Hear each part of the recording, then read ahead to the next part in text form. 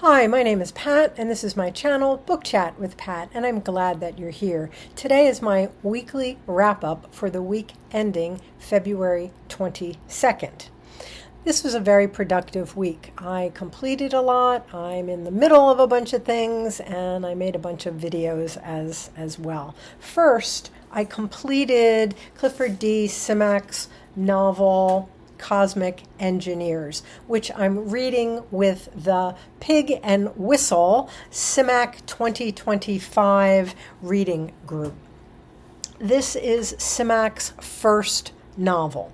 It originally appeared as a serial, a three-part serial from February through April 1939 in Astounding Science Fiction magazine. It was then published as a novel in 1950 with certain changes and additions to the text. This is only, I think, my third Simak novel that I've completed. So I'm really not in a position to say how this compares to the rest of his work, but I really enjoyed this one too. I've enjoyed everything that I've read by Simak so far.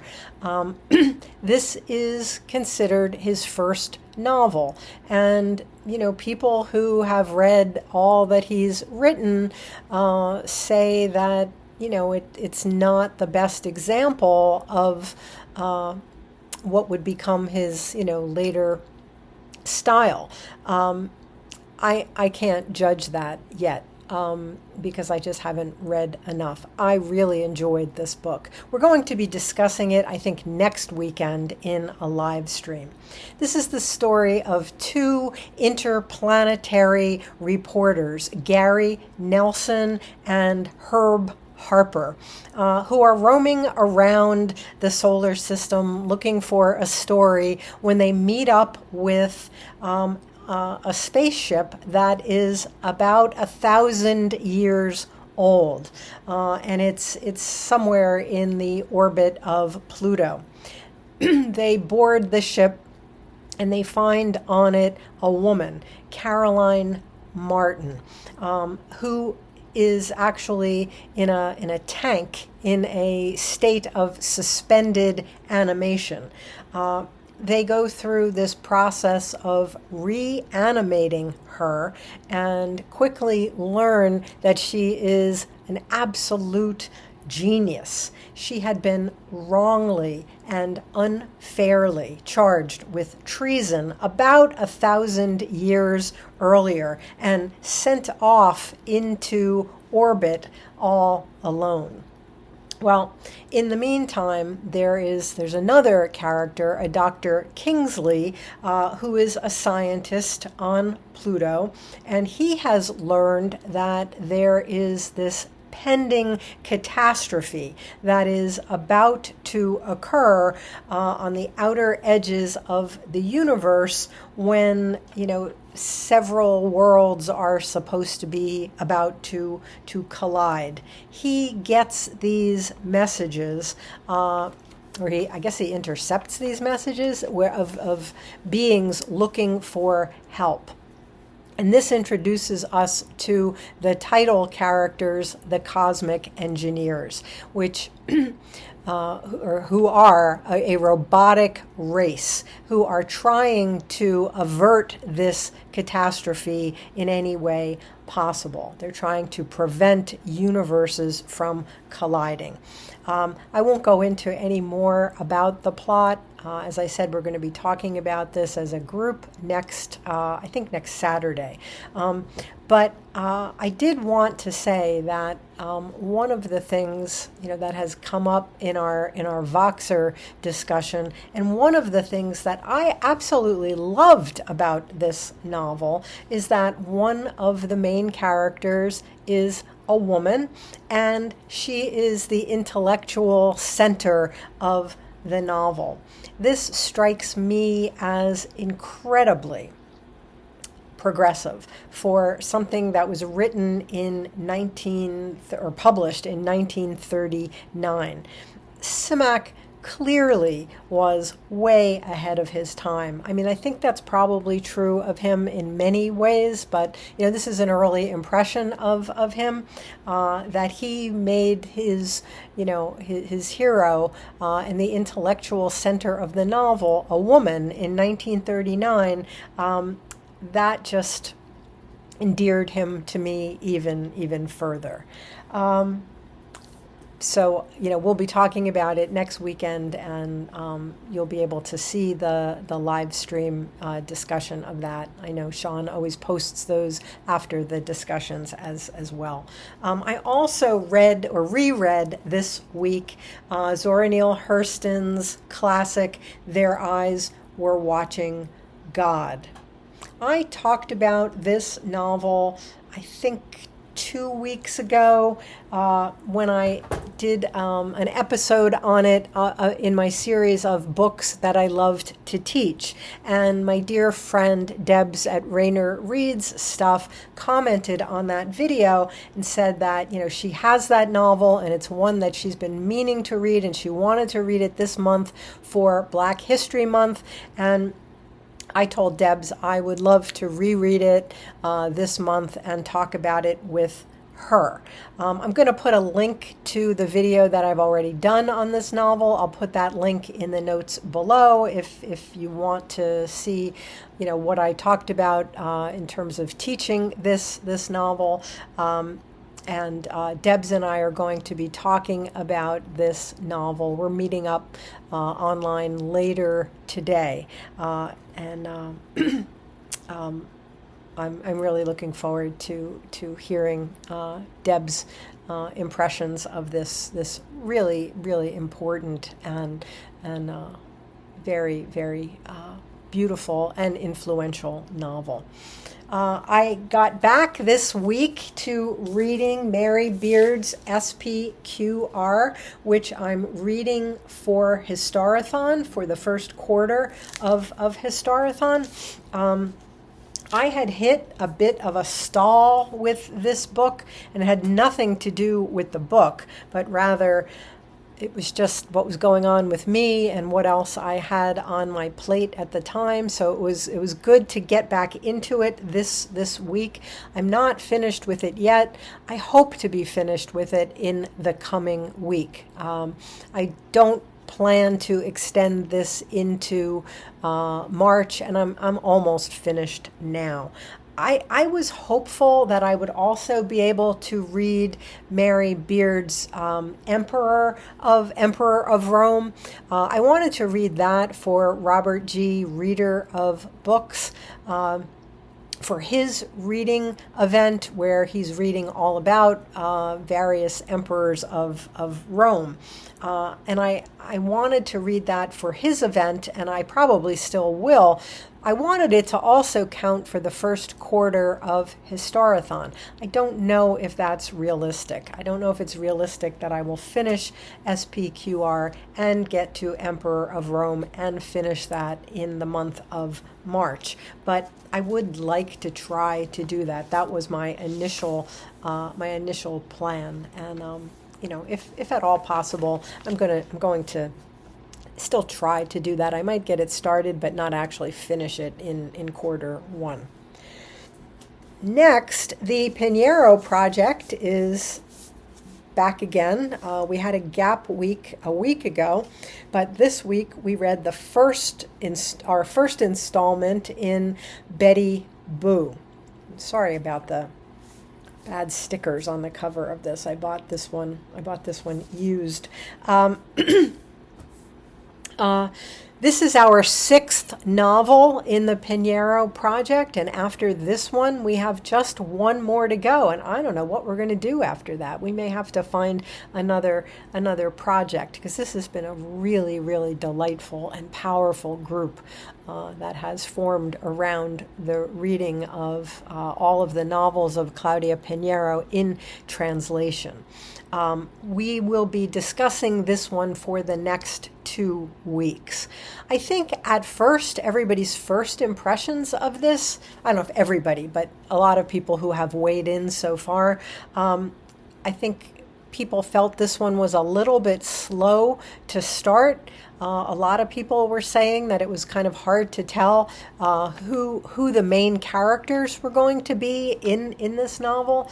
But now that I've finished our first installment, the first third of the book, I can tell you that I am absolutely hooked. As often happens in a Pineiro novel, there is a crime committed right at the outset. Often we learn about the crime in the first chapter, and then we go back and get the whole backstory, and we learn who this victim was, and we learn, who all of the other people are who are going to be involved, and that happened in this book as well. In the very beginning, we learn that there has been a murder. A wealthy industrialist in Buenos Aires is found murdered in his own home in a private gated community. And this happens right at the outset. Then we start to meet the other characters who are going to be the main players in the story. We meet a crime novelist named Nurit Iskar, and she is the character who is also known as Betty Boo of the title. And she was given that nickname at least in part because she in some ways resembled cartoon character Betty Boop. She was a famous crime novelist in Argentina, but she has been in a major writing slump after her last book, which actually deviated from the crime genre, and it was a critical disaster.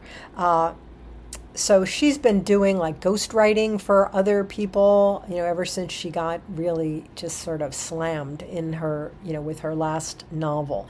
But she gets approached by a newspaper editor who also happens to be her former lover.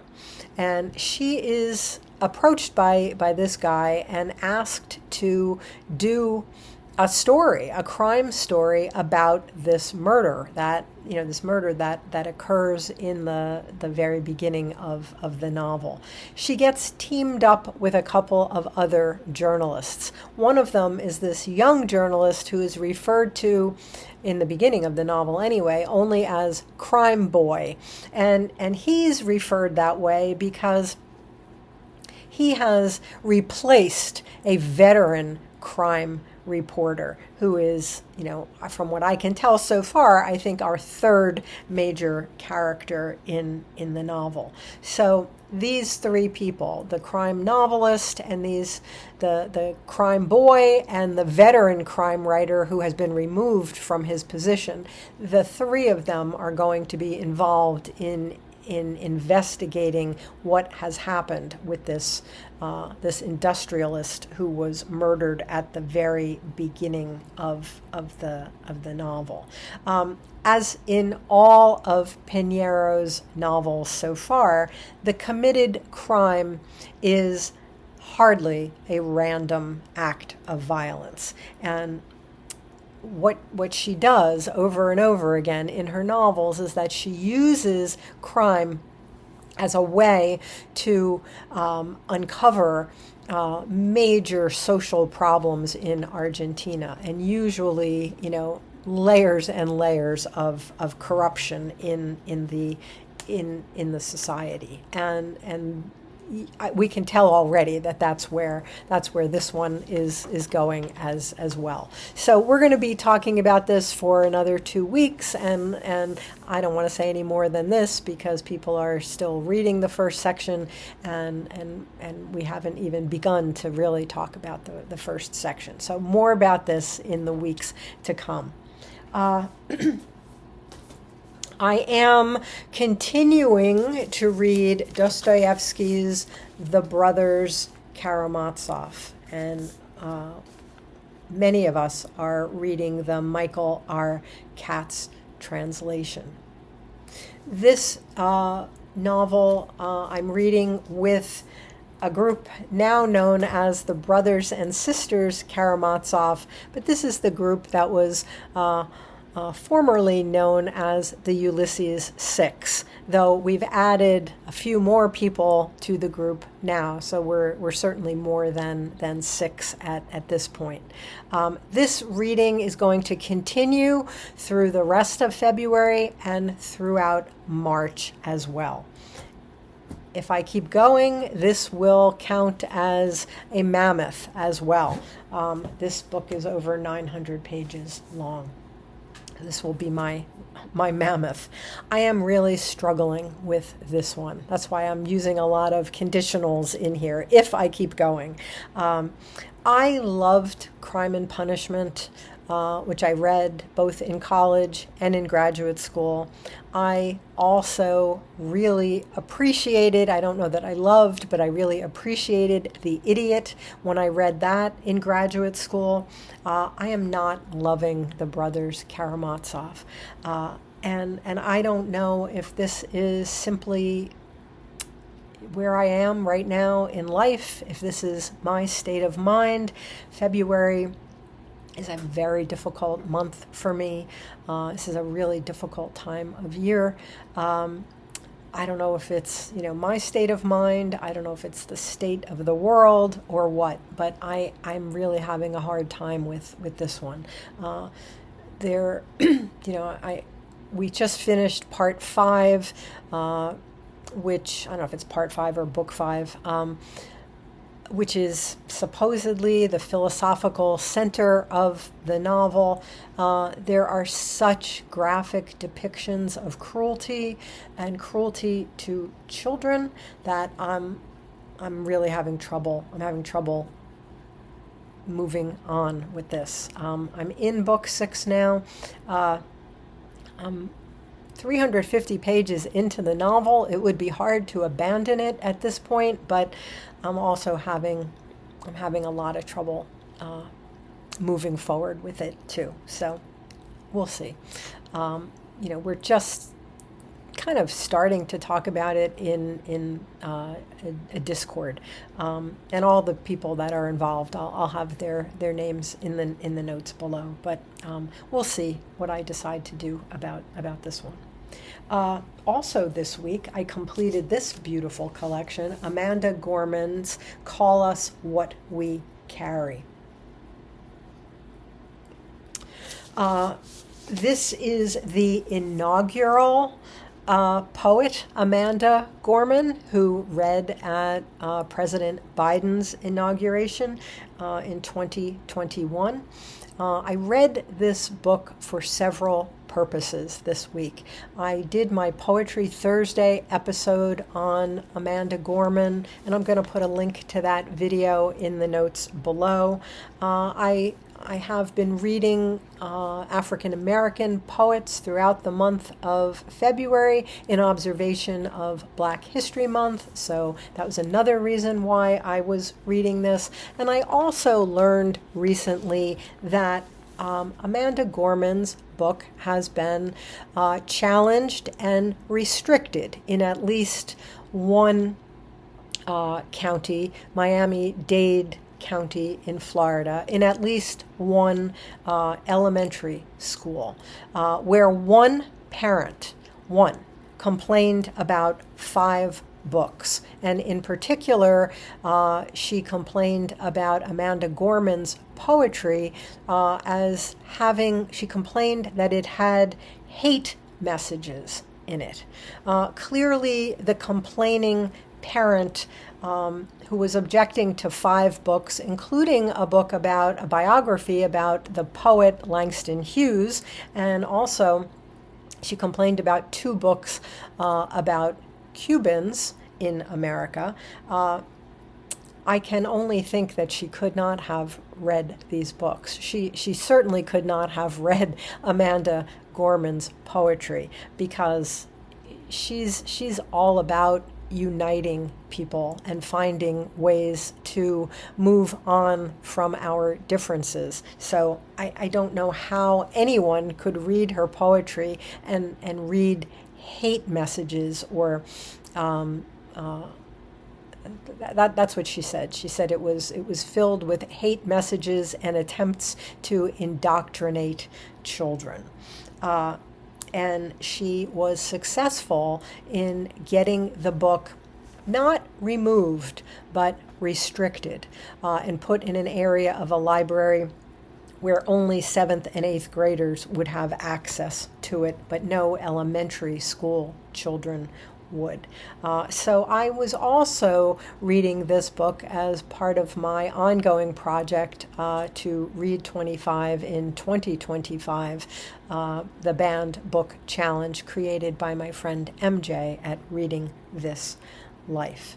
I also finished this week, this is on my Kindle, Topdog, Underdog, which is a Pulitzer Prize winning play. It won the Pulitzer in 2002 by Suzan-Lori Parks. And we were reading this month in February for Angelia at Read and Reread for her reading event, Endless Drama, where we're reading 2 plays a month. This is the story of 2 African American brothers, Lincoln and Booth, and they were given these names supposedly as a joke by their father. These men are coping with poverty, racism, and a very, very disturbing family history. We're still discussing this play in Angelia's Discord, so I won't say anything else about it at this time.